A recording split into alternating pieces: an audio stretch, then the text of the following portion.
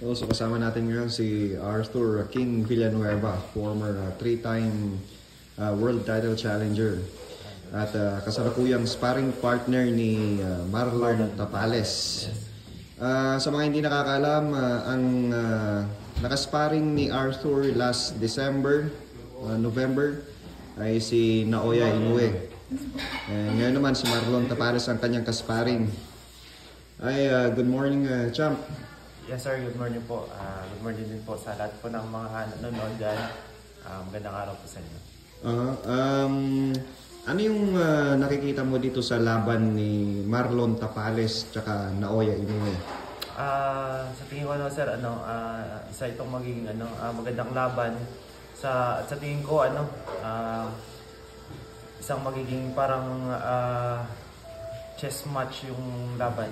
Kasi puro parehong may abilidad.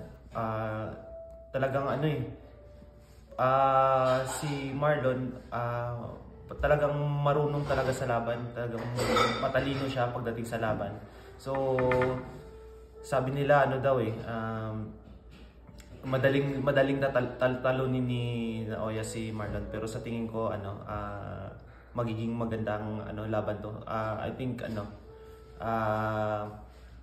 yung diskarte sa laban yung magiging talaga yung key talaga sa kung sino yung mananalo. Parehong may power, parehong may speed, at saka dun sa diskarte talaga sa laban sila Ano yung nakikita mong advantage ni Marlon Tapales kontra kay Inoue? I think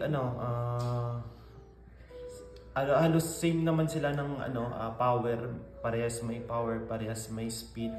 Siguro yung tingin ko, nakita ko talaga yung yung gutom sa yung talagang yung will talaga ni Marlon na manalo sa laban.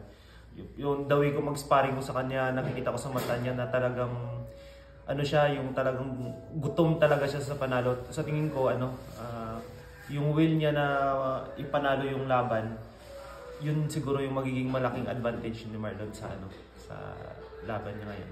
Kung ikaw yung titimbang ng percentage ng kanyang panalo, mga ilan?